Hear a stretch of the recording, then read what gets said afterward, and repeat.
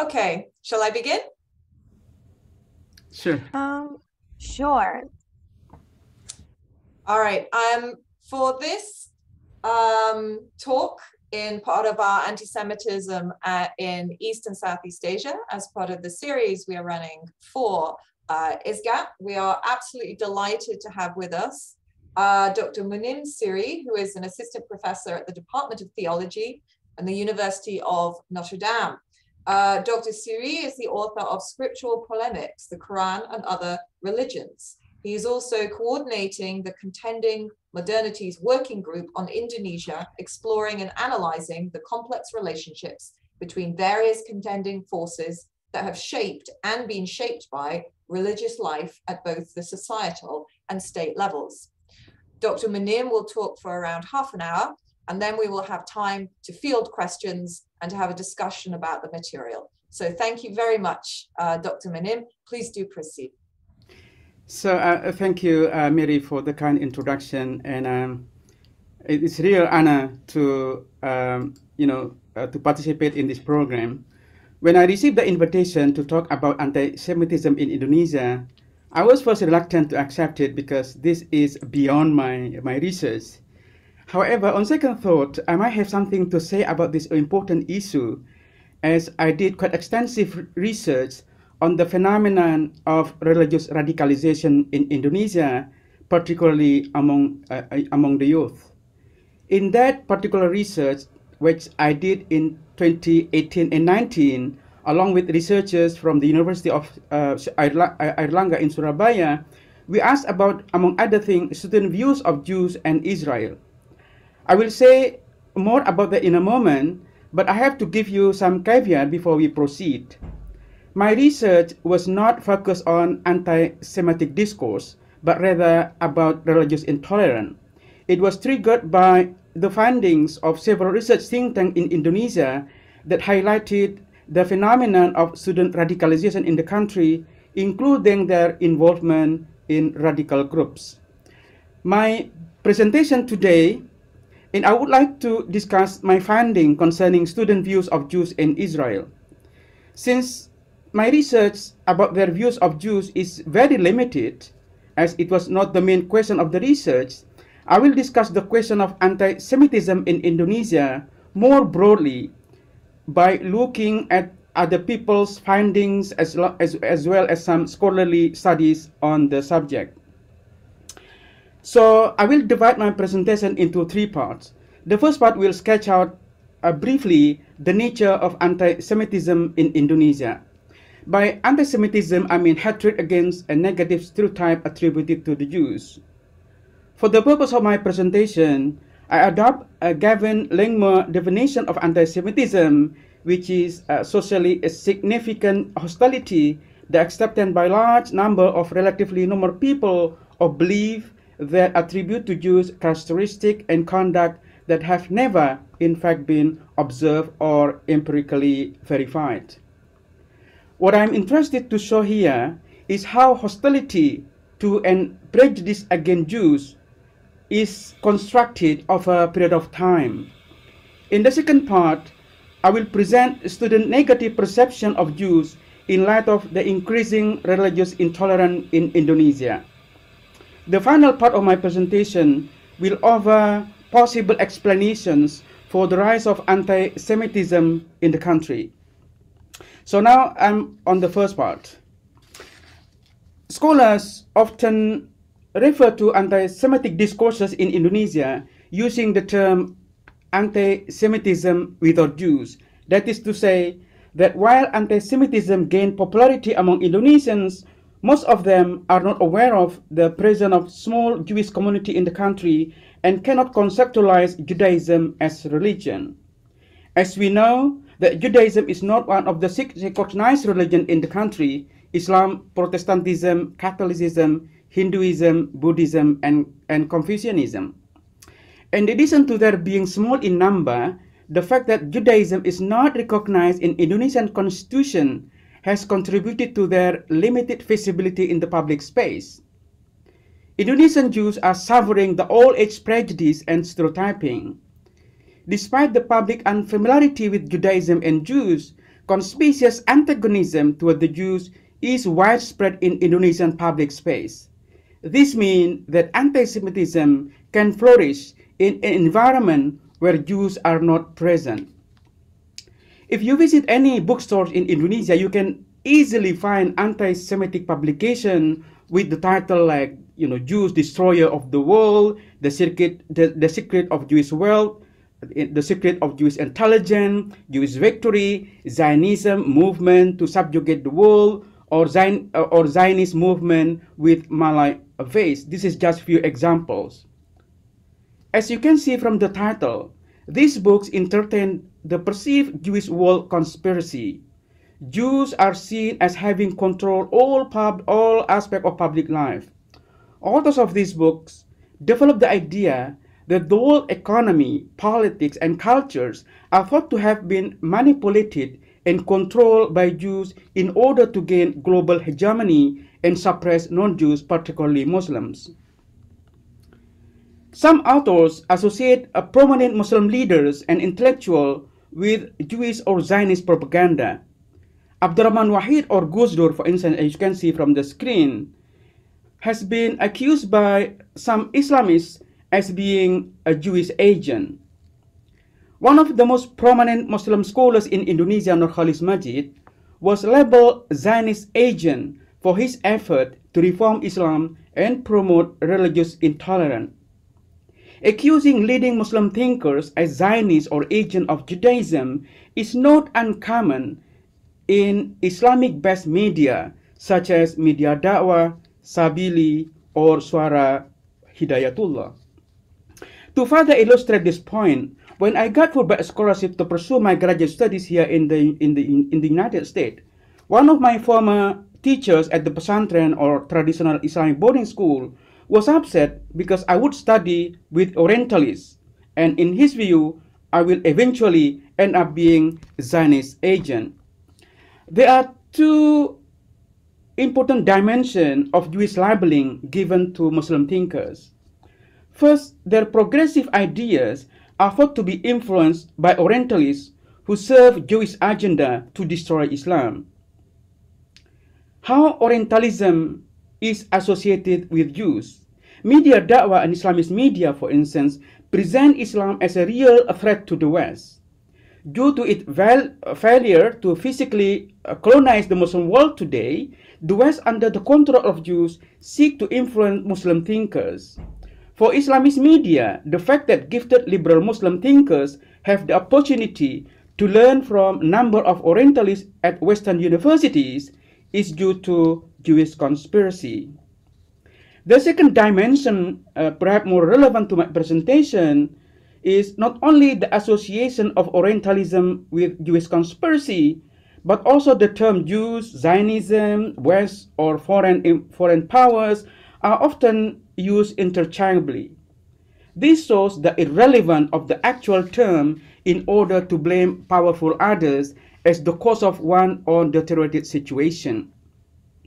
Many Indonesian Muslims, not just the radical, believe in the existence of an international conspiracy involving the assorted enemies of Islam, Zionists, Christian missionaries, imperialist politicians, and their various local allies, aiming to destroy or weaken Islam in Indonesia. They tend to blame on an imagined outsider for the crux of all problems, either historical or current. Before discussing possible factors for the popularity of anti-Semitism in Indonesia and the conceptualization of imagined Jews as invisible threat that is attractive to Indonesians, I would like to say a few things about real Jews in the country. According to some estimate, there are about 140 Indonesian Jews now living in the country, scattered in big cities like Jakarta, Surabaya, and Manado. However, it is almost impossible to ascertain the number of Jews in the country today, in part because Jews cannot identify themselves as such in their ID card, since Judaism is not recognized as an officially recognized religion. Some have to register as Christian or other recognized religion on their ID. To have a national ID card that lists unrecognized religion or to leave the religion blank will cause administrative problem, making it challenging to register for marriage, birth certificate, or to enroll their children in school. In addition, in a situation of increased threat of anti-Semitic discourse, families of Jewish ancestry would think twice to declare or practice their faith openly. An Indonesian Jew who used to identify himself in his ID as Hibrani, perhaps combination of Hebrew and Ibrani, decided to change to the approved or unconditional Hindu category. But of course, he did not convert to Hinduism, but simply for security reason. At least he was proud to keep the letter H for his religion. This story is told by Jeffrey Hadler. The history of early Jewish settlement in Indonesia is really complicated for the lack of evidence. Although it is commonly believed that Jews arrived in the Malay-Indonesian world quite early, perhaps in the 10th century, we don't have evidence for that existence. It is during the Dutch colonial period from the 17th century onward that their existence was well documented. In the 19th century, the presence of Jewish community is more visible, although they were not yet organized. In 1921, Zionist fundraiser Israel Cohen reported that there are about 2,000 Jews living in Indonesia, scattered from Batavia or Jakarta to Surabaya, although it is still difficult to ascertain the exact number. When the Japanese forces defeated the Dutch and occupied the East Indies in 1942, things changed not in favor of the Jewish community. The Japanese policy to erase the Dutch influence in the East Indies led them to distinguish people according to race, including distinction between Ashkenazi Jews and Sephardic Jews. During the first year of the Japanese occupation, Jews were still mostly left to trade freely until the time when the Jewish colonizer were under pressure from the Nazis to arrest all Jews, both European and Asian. So anti-Semitism was propagated by the Japanese forces, which later spreading out among local people. Japan surrendered a few days after the US bombing of Hiroshima and Nagasaki on August 9, 1945, and as consequence, the Jews was released. Following the second Dutch aggression, all Dutch soldiers were withdrawn from Indonesia. Most Jews left the country, returning either to Europe or migrating to US, Australia, or Israel. In 1957, the World Jewish Congress found only 30 families remaining in Jakarta and few others living in Surabaya. Until recently, Jewish community of Iraqi origin maintained small synagogue in Surabaya with distinct Sephardic characteristics. However, in 2007 and 2009, a number of anti-Israeli protests staged in front of it as reaction to the Israeli blockade of the Gaza Strip, and they sealed the building. And 4 years later, in 2013, the synagogue was demolished. Now, the only remaining synagogue in Indonesia is the one in North Sulawesi, which I will say more at the end of my presentation.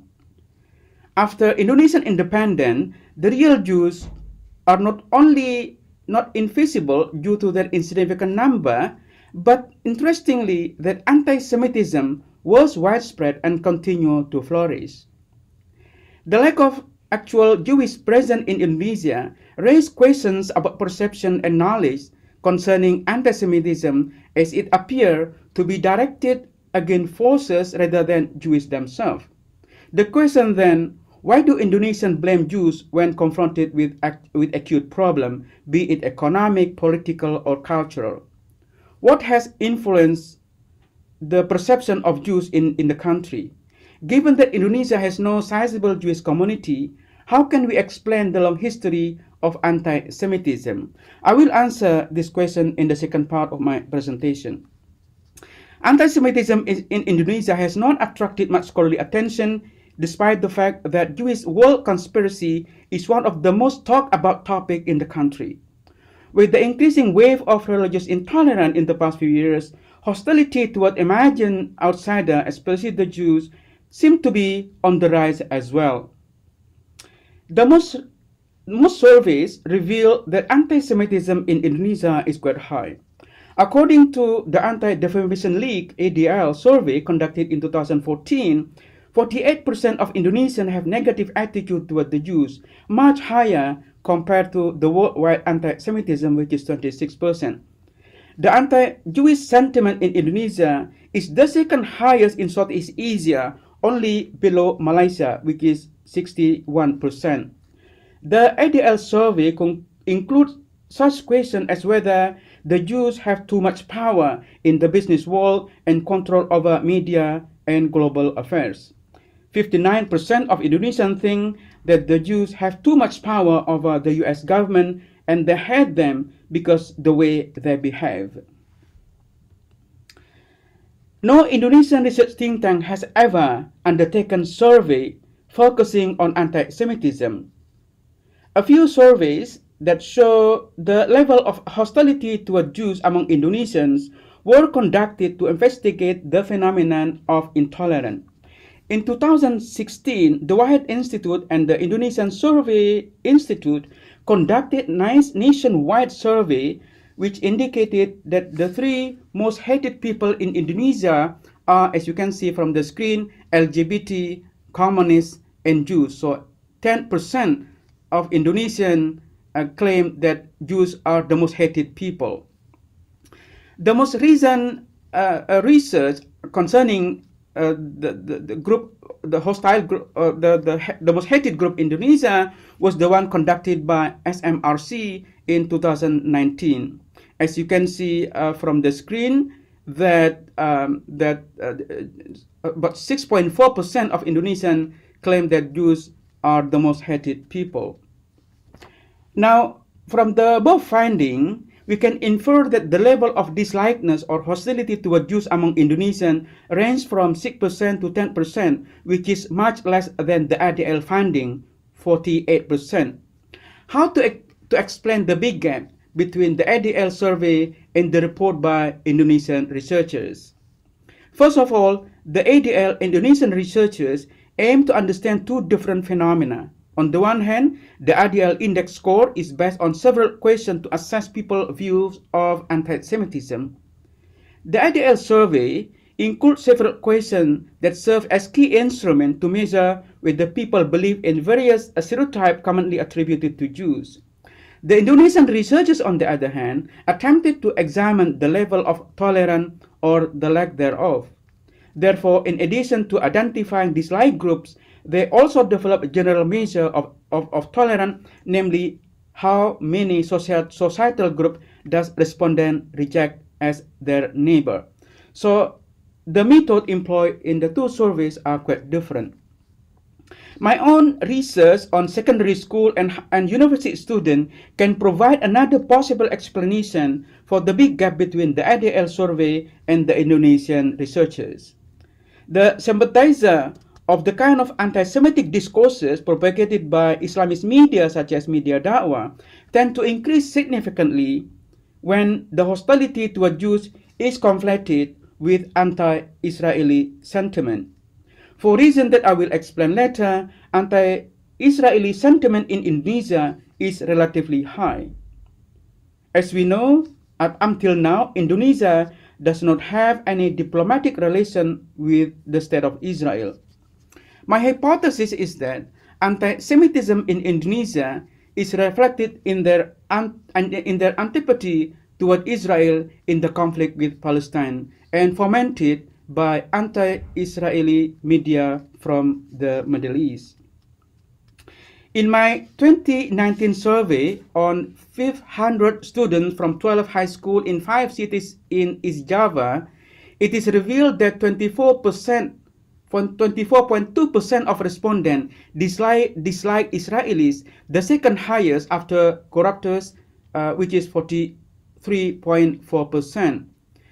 As you can see from the screen, that the rest of the answer is as follows: ISIS 20.4%, people of the religion 4.6%, Chinese 4.4%, and American 2.2%. Unlike other survey, which only include quantitative survey, my research also include in-depth interviews with 50 high school students and 70 university students.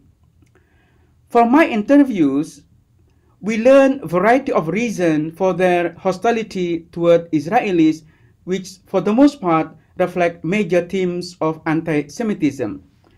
There are at least 3 recurring themes emerged from my interviews. First, Israelis have too much power, and their main ambition is to control the world and dictate the United States as their agent. From the ADL survey, we learned that almost half of Indonesian population think that Jews have too much power in the world, and 42% claim that the Jews have too much control over global affairs. So one student from ITB, as you can see from the screen, contend that the US is powerless when it comes to defending the Israeli political interest, particularly in the context of Israel-Palestinian conflicts. The second recurring theme that emerged from my interview is that Israelis are enemies of Islam and have facetiously treated Muslims, especially in Palestine. Whenever incidents of violence occur between Israelis and Palestinians, many Indonesian Muslims pointed to the Jews as the culprit that caused the problem, chaos, commotion, without understanding the complexity of the issue at hand that triggered the conflict, tension, and violence. And this is in line with the ADL survey that the majority of Indonesians, 46%, think that Jews are more loyal to Israel than the country they live in. While many Jewish factions in various countries have openly opposed the racial politics of Zionism and rejected the brutal policies of hardliners within the Israeli government, for many Indonesians, the Israeli-Palestinian conflict is a threat from the Jews. The perception of Israel is tangible evidence of Jewish attempt to destroy the Muslim unity is a recurring theme that emerged from my interviews with Indonesian students. The third identifiable theme emerging from my interview is the perception that Israelis is cruel people with inhumane treatment of Palestinians. Perhaps this is the most common image that I heard from my interviews, as has been often portrayed by Islamist media outlets. So pictures of Israeli authorities demolishing Palestinian houses with lack of humanity, or Palestinian children being gassed daily in the checkpoint, or unarmed men and women and children being murdered by the Israeli military are widely circulated. My respondent referred to the cruelty of Israelis in various ways. One student, for example, expressed his anger, saying, "I strongly dislike Israelis because they seize the plain of Palestinians and force them to leave their homes." It seems safe to say that the popularity of anti-Semitism in Indonesia is a result of antipathy toward Israel in the Israel-Palestinian conflicts.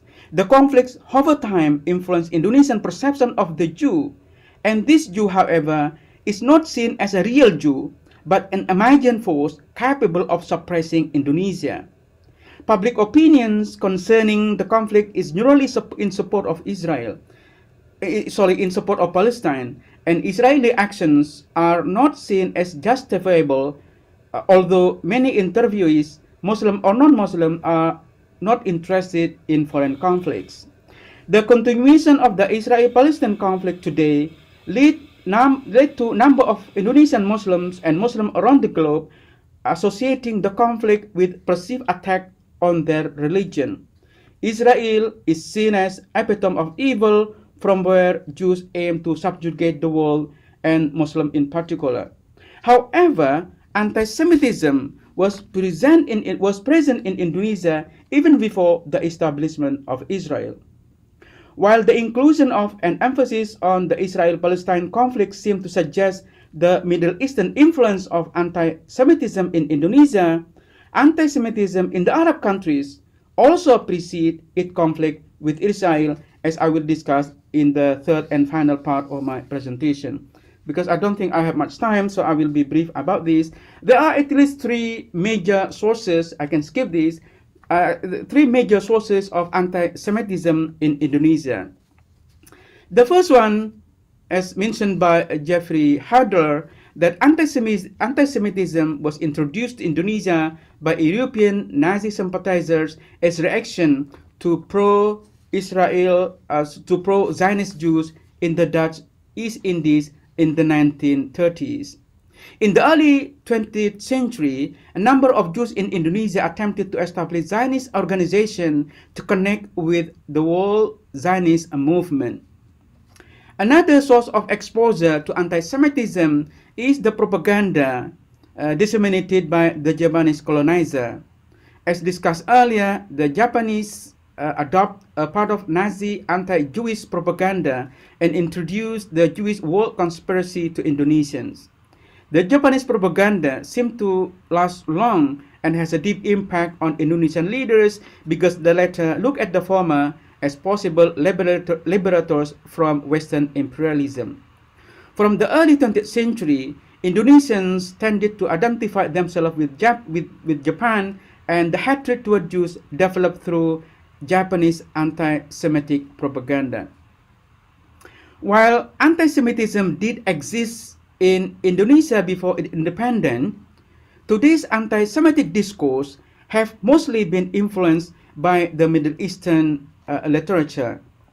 Before I elaborated on this point, it can be argued that anti-Semitism has been attractive to Middle Easterners for a number of reasons.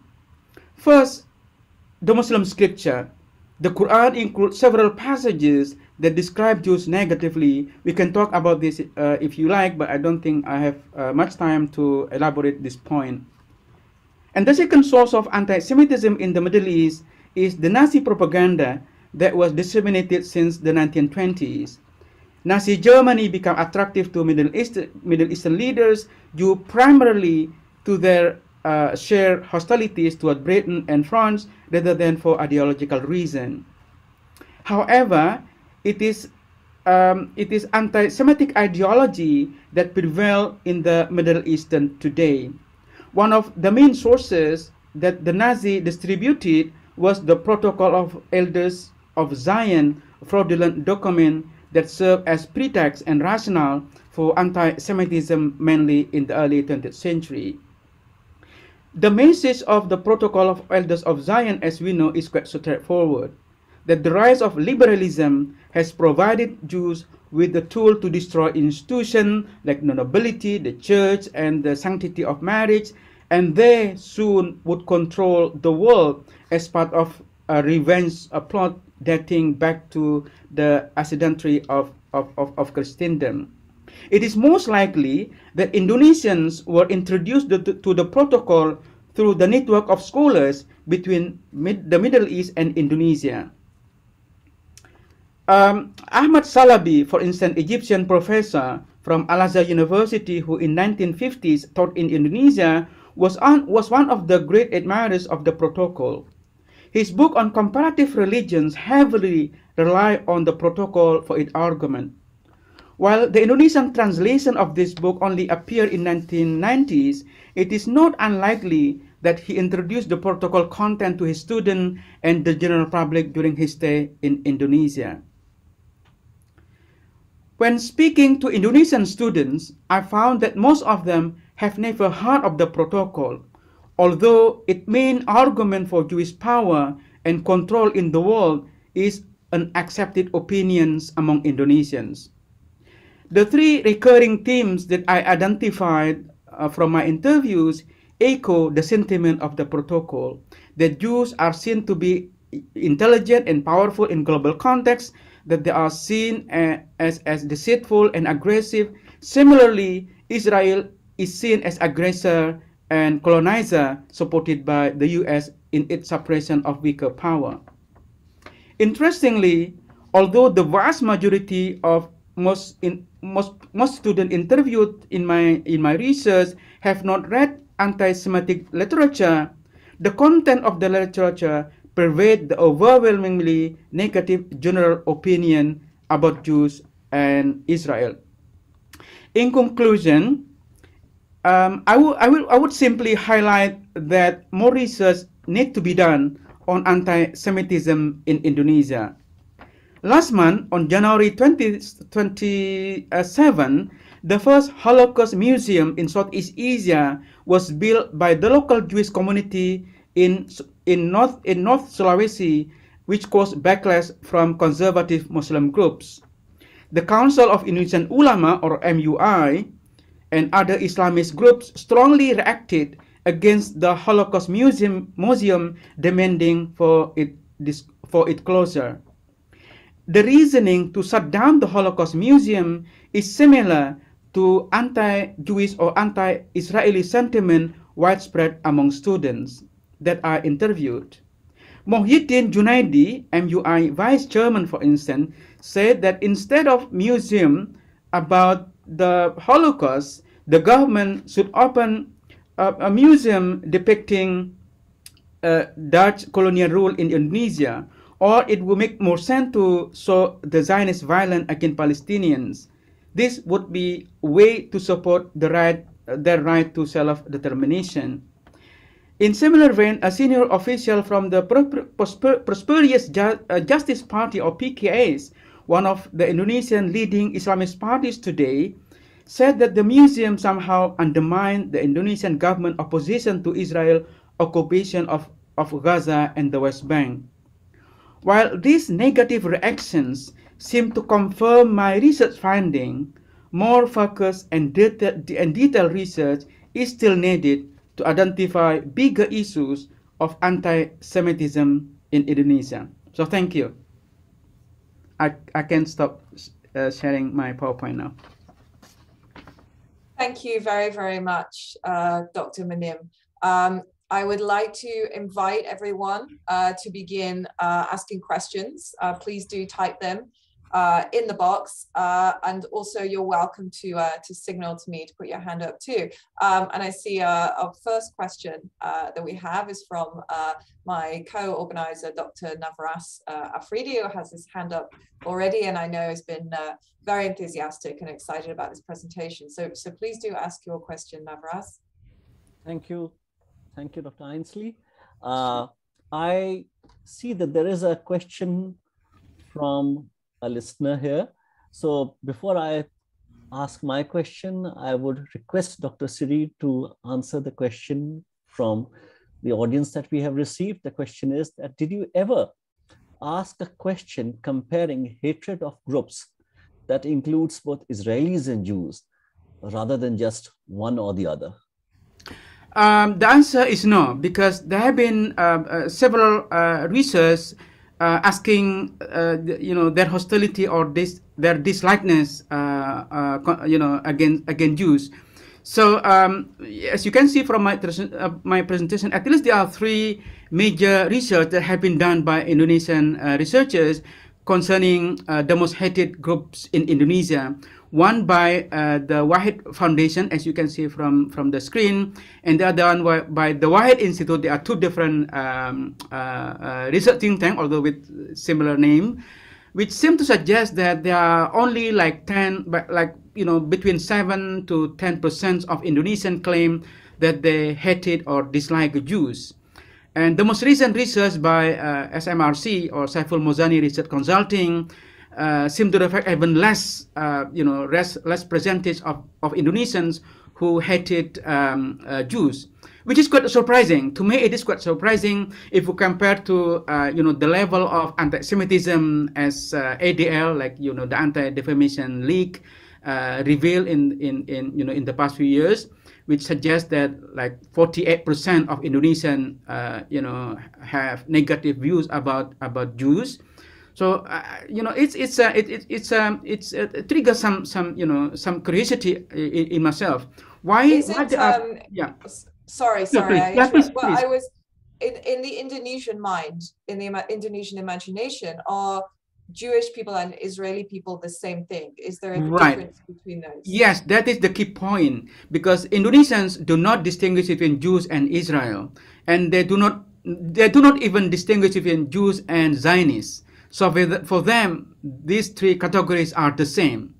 So, but interestingly, as I just presented, that when I change the category from Jews to Israel to Israelis, the number of Indonesians who express their hostility increased significantly, from 6% to about 30%, which is like closer to the ADL survey, which is quite interesting. Yeah, the answer, no, I didn't ask their view of Jews, because my point is to see whether the Israeli factor can explain something of the big gap between the two surveys. Thank you. Dr. Navras, would you like to answer your question? Thank you, Dr. Ainsley. Dr. Sirry, you wrote in your book, Scriptural Polemics, yes, on page 4, that even within Muslim scholarship, there is not a single final word on the Quran's ethical position on how Muslims ought to treat the other. It is possible that the ambivalence of the Quran could lead someone to conclude that no coherent Quranic view is possible, that the Quran, like all scriptures, contains materials to justify whatever preconceived position that the reader seeks to justify. So, given this reality that you have pointed out, why do you think those who indulge in anti-Semitic rhetoric by either interpreting the scriptural polemics in an overly literal manner or simply misinterpreting them, why do they focus only on the polemics and instead of the other positive things that are said about the same people? Yeah, why is there this tendency to do so? Right, it's really a good question, because if you look at how the Quranic verses or any scriptures have been used by the believers, you will see that oftentimes the believers use certain passages of their scripture to support their either theological or political positions.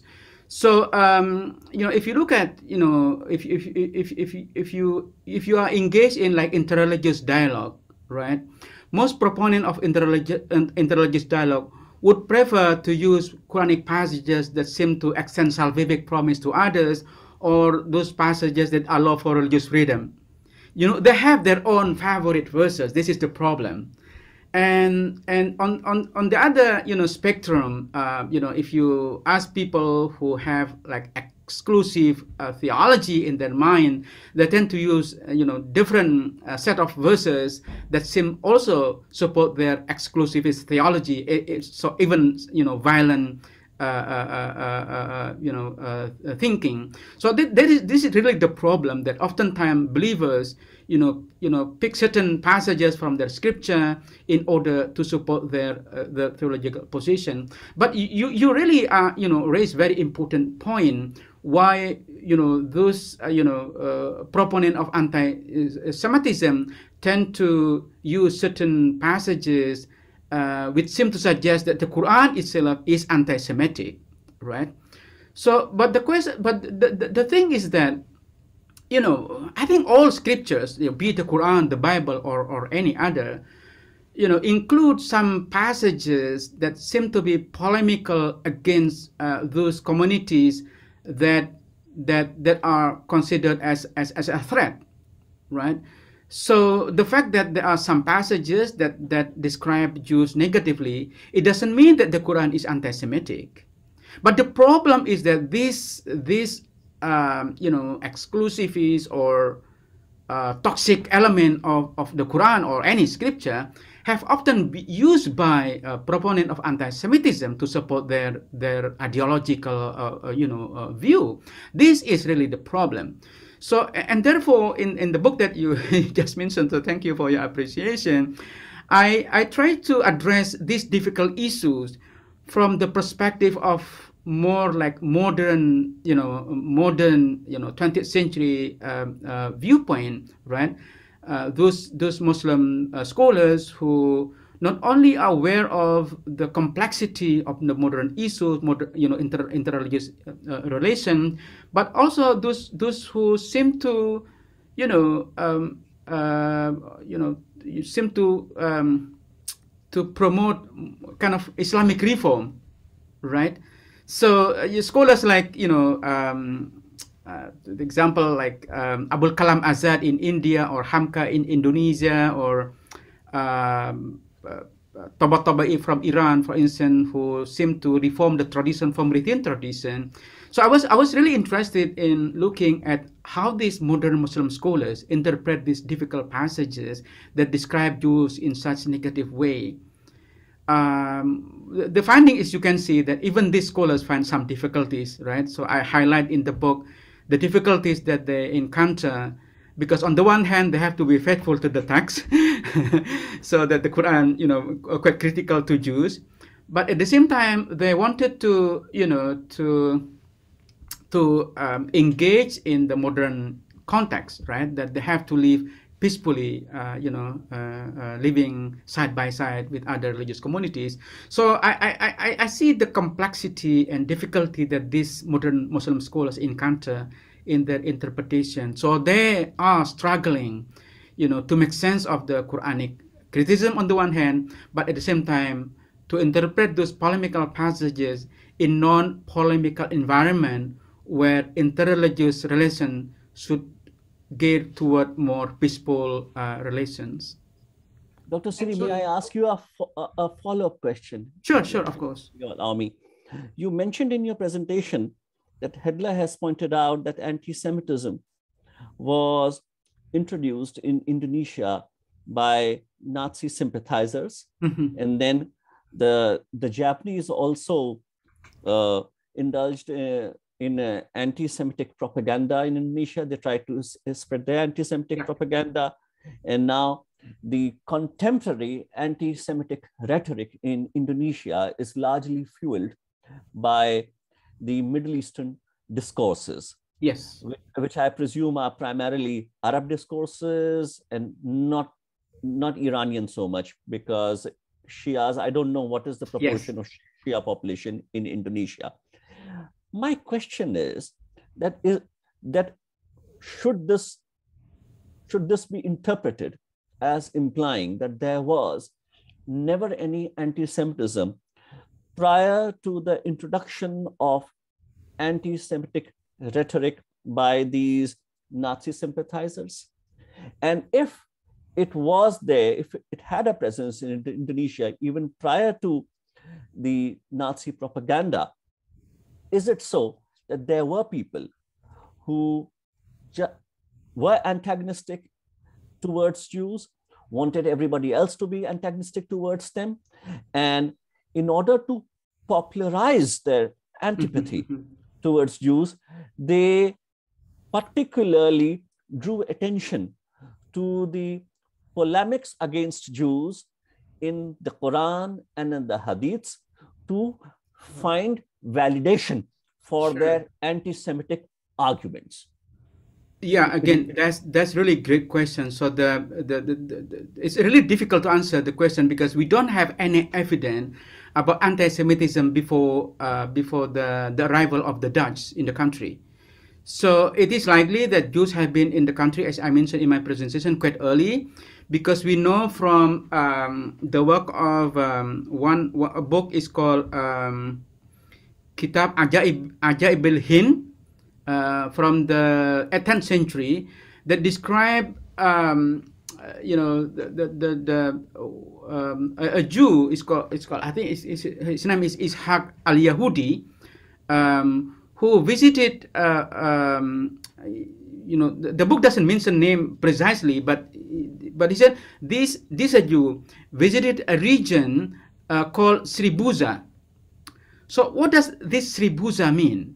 It is possible that this term Sribuza is a reference to Sriwijaya, which is the oldest Buddhist kingdom in Sumatra. So this book was written in the 10th century. So it is most likely that Jews, some Jews have been in part of Indonesia from quite early in the history.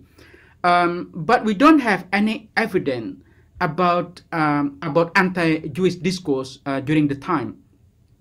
So even during the Dutch colonial period, we only find evidence about anti-Jewish discourse in the 1920s. So as you might know that the Jews were quite active in Indonesia at the time.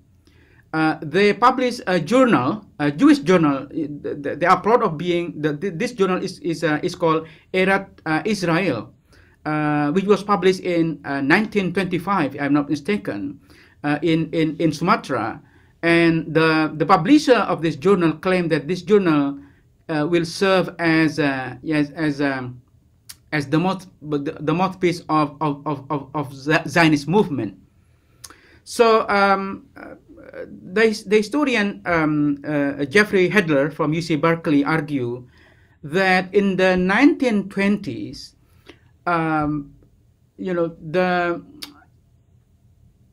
the fundraising, the Zionist fundraising offices can be found in many parts of the country. So he also argued that perhaps because of the activities of these Zionists, the Zionists that trigger the arrival of Nazi sympathizers to the country.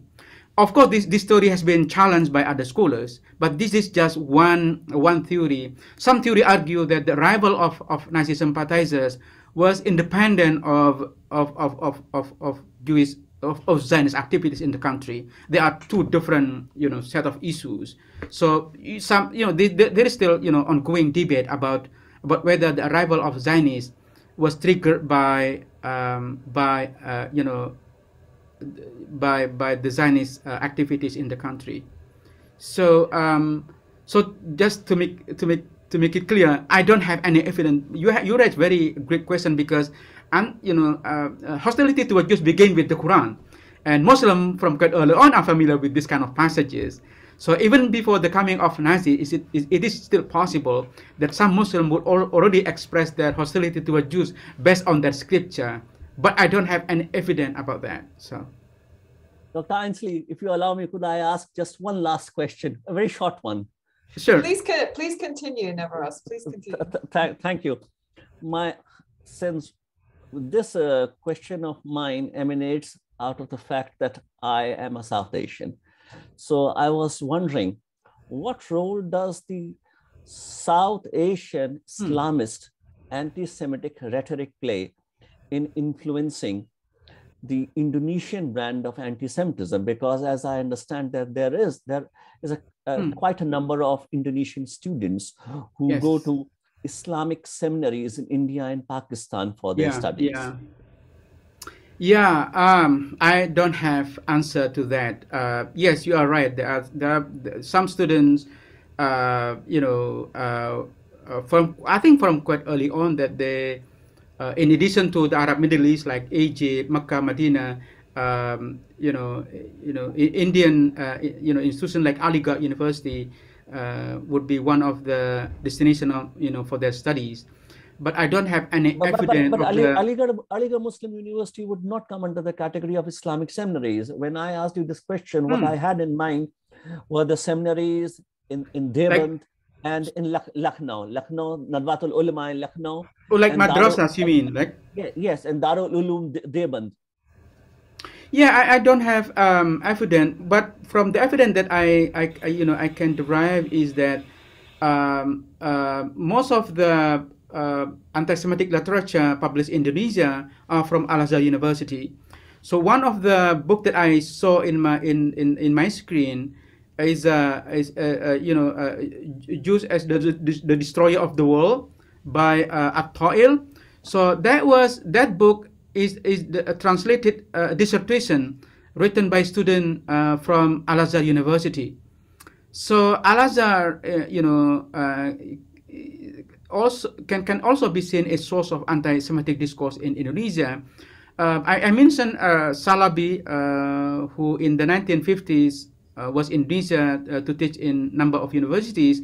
Salabi himself was a student and taught at the Azhar University.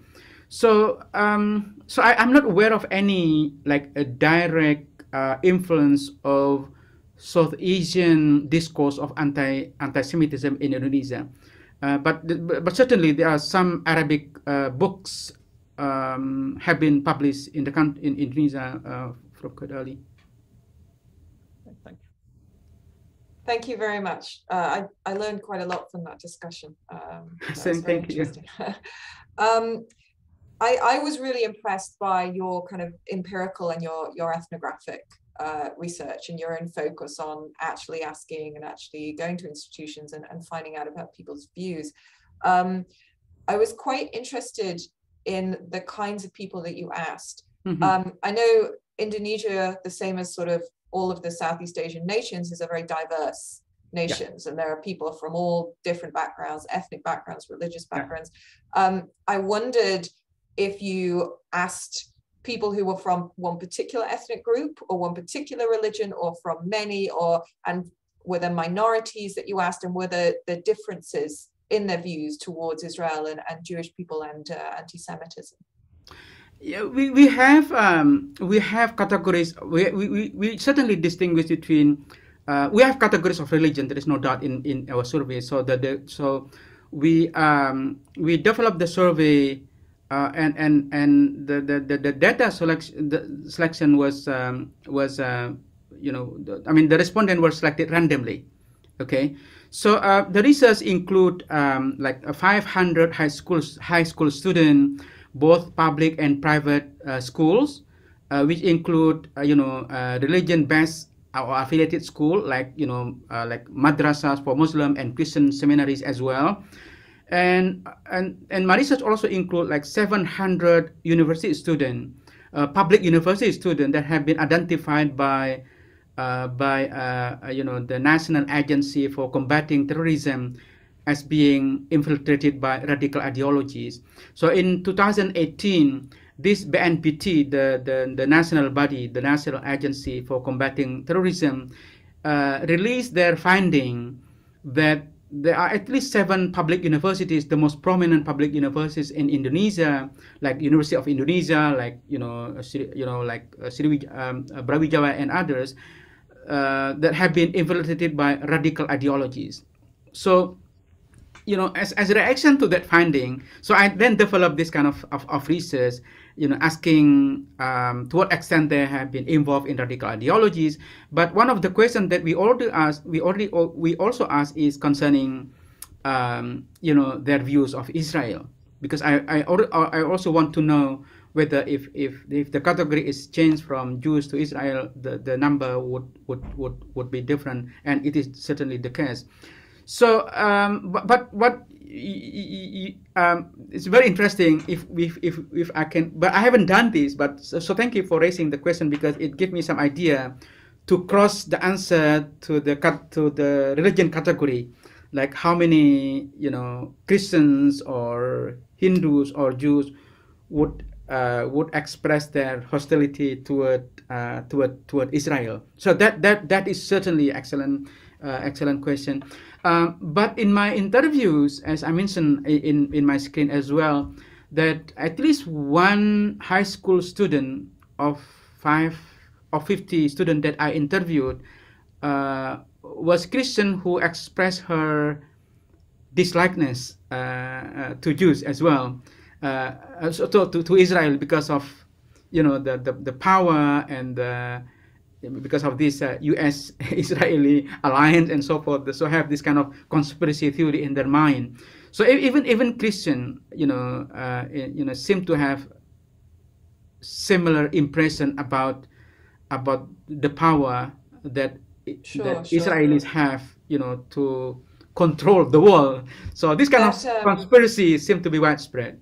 That's very interesting, because that sort of then suggests that this becomes a sort of monolithic kind of almost anti-Western discourse in this way, with Israel and Jewish people becoming representative of the West and the worst elements of the West, which is kind of what I found in some of my own research in Malaysia too. I think there was an element of that.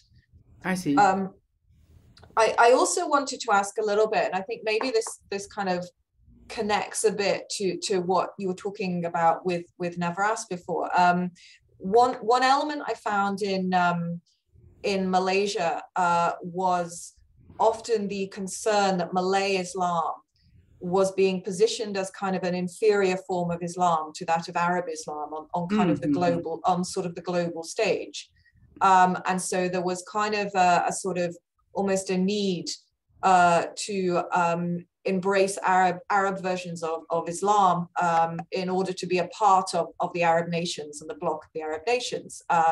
And this, of course, is deeply damaging, because Malay Islam is a very legitimate form of belief system, of course, as well, and very beautiful in its own right.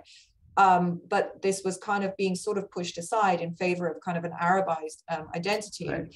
And what was associated with that was being very anti-Semitic. So I wondered if there was an element of this in Indonesia at all, because I certainly found this amongst quite a few people in Malaysia. Sure. Yeah. I mean, the influence of Wahhabi Islam or Arab Islam is quite visible in the country. Like some of the mosques built, using Saudi money. So, and therefore the influence of this kind of Islamic interpretation is quite visible. The fact that some Indonesians reacted to this, as you might know, that the largest Muslim groups in Indonesia, the Nahdlatul Ulama, traditional Muslim organization that claim to have more than like 70 million followers, reacted against this kind of Arabization of Islam in Indonesia, and they developed the idea of Islam Nusantara, like Indonesian Islam, as opposed to Arab Islam. So this reflects the fact that the influence of Arab Islam is really visible, and therefore this traditional Muslim organization feel the need to react to this kind of Arabization by promoting the idea that we Indonesian have our own version of Islam, which is no less authentic than the Saudi Wahhabi Islam. So in the past few years, this really an emerging discourse in the country, about this Islam Nusantara. Like that's very interesting. Yeah. What is there a role of kind of attitudes towards Israel, Jewish people, anti-Semitism? Does that play a role? That is really the key, the thing, that even these Muslims who claim to follow a local understanding of Islam, like Islam Nusantara, they also express their, like hostility toward Israel for a number of reasons. Okay, so I think there is, of course, the Islamists, this Saudi type of Muslim would be more, strongly oppose Israel. But even, as I mentioned in my presentation, so these anti-Israelist discourse are not only widespread among radical Muslims, even moderate, like, these people who claim to have, authentic Indonesian Islam, they themselves express, this kind of anti-Semitic, sentiment. So it is really difficult to, distinguish which one is more, like, tolerant toward Israel. But because this discourse is really widespread. So, thank you. That is a fascinating answer. Navras, I think, has his hand up again. We're coming almost to the end of the session now, just about. But I think Navras has his hand up. Yeah. Thank you, Mary. There's a question from one of our listeners. The question is as to how the anti-Semites in Indonesia managed to circumvent the Medina Charter. How do they manage to overlook that? Which yes, which seems to lay the foundation as to how the Muslims should conduct themselves with followers of the other Abrahamic religions. Yeah, yeah, that's a great question, because through the Constitution of Medina, we know that the Jews are included as one community. But the modern anti-Islamic discourse, as I mentioned earlier, have been very much influenced or shaped by, the Israeli-Palestinian conflict in the Middle East. It seemed like even if that, like, Indonesian people are aware of, although I don't think that many Indonesians were aware of the Medina Charter, because it is only like student, educated people who study the history, like the background of the Prophet, will know this. But even if they know this, like suppose that they know it, but still the contemporary or modern anti-Semitic literature in the Middle East seem to be more powerful than story of the biography of the Prophet. So thank you very much. Unfortunately, we have come to the end of the session, which is really unfortunate, because I have so many more questions that I would love to ask, and I'm sure Navras does as well. But I want to say thank you very much for a really interesting, really stimulating discussion and presentation. And also, I really can't wait to see where your research takes you, because evidently there is so much more to discover about this topic. So we wish you all the best in your future research. And I want to say from all of us, thank you very much for giving the presentation and sharing it with us. Thank you. Thank you, Mary. Thank you, Nafras. Thank you so much for thanks a lot, Dr. Sirry. Sure, thank you. Bye. Okay, good night. Good night.